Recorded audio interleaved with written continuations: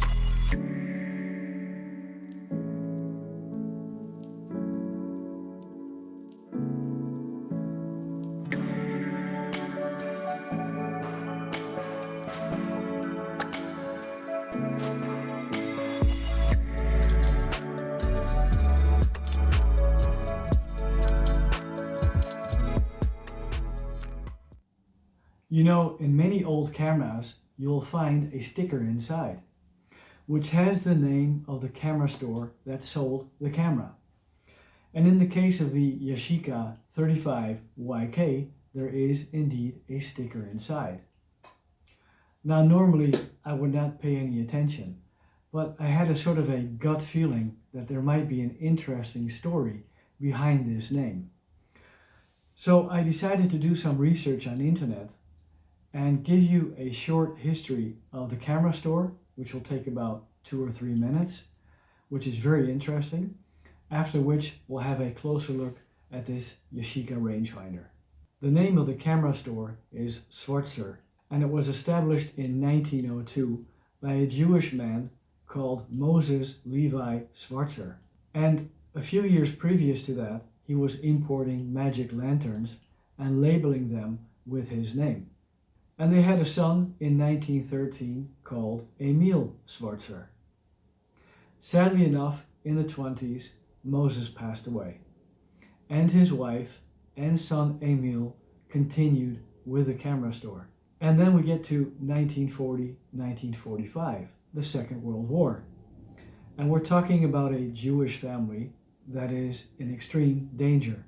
So Emil changed his name and hid from the Germans, and they carried on the camera store till about 1942, until the Germans confiscated the store.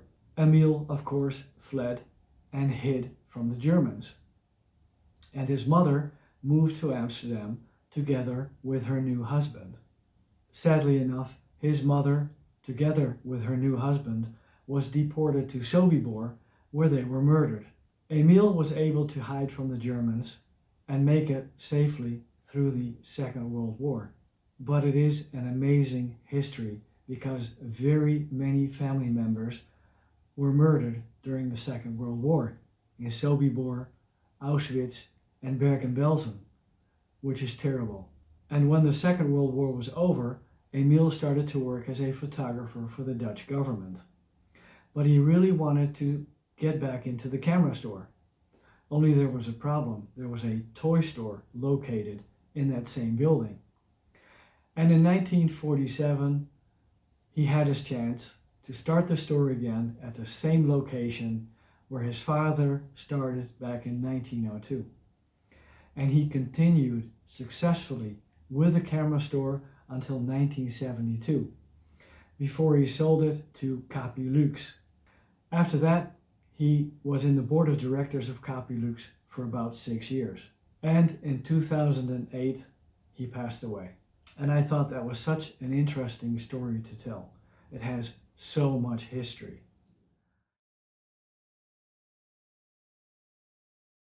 This Yashica 35 YK is a very straightforward rangefinder camera that has a fixed Yashinon 45mm 2.8 lens. When you do some research on the internet, it is suggested that this is actually a Tessar lens, but nobody is really sure. What I can tell you is that the lens is of average sharpness. The camera has awkward shutter speeds of 1/25th, 1/50th, 1/100, and 1/300 of a second. And the interesting thing is that the aperture is variable. So it's not a click aperture, it's a variable aperture. And that's a good thing, because I've been using an external light meter with this camera, which cannot handle these awkward shutter speeds. As I mentioned, this is a rangefinder camera, whereby you align two images exactly together to get a sharp image. I do have to say that this one is not perfect, in the sense that you really need some contrast on the subject you're focusing on to see these two images to put together. So if you have a very low contrast scene or a very dark scene, it's difficult to see two images, something to take into account. There is a knob at the bottom of the lens to help you focus, because otherwise the focus ring is very awkward to turn. The back does not open by pulling up the film rewind knob, but there's a small lever on the side to pop open the back. One thing I have a close look at in a camera of this age is at the pressure plate. And I'll show you a photo. There's absolutely no mark or scratch on this pressure plate, meaning that very few rolls of film have gone through this camera. When we look at the back, we have a manual dial which only acts as a reminder of the ISO level of the film that we put in the camera. And when we look at the bottom plate, we see a switch which we can turn to advance or to rewind the film. So a very straightforward and a very simple viewfinder camera. It is quite heavy, it is bulky, but it is a very nice camera to use, and it is absolutely quiet. Just listen. You can hardly hear the shutter.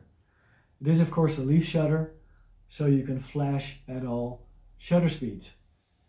The interesting thing with this camera is that it came with its original Yashica UV filter.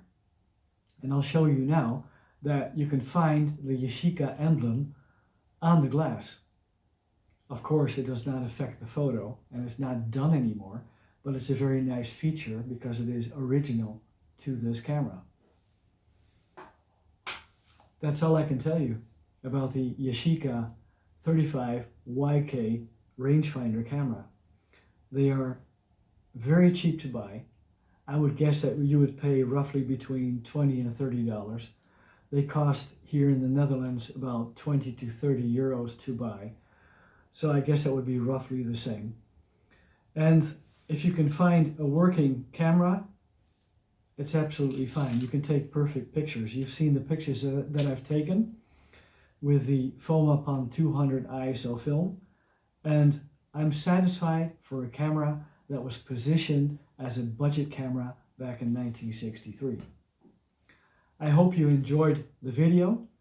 If you have, please give it a thumbs up. Again, you're helping my channel. And of course, I look forward to seeing you in the next video. Please stay safe.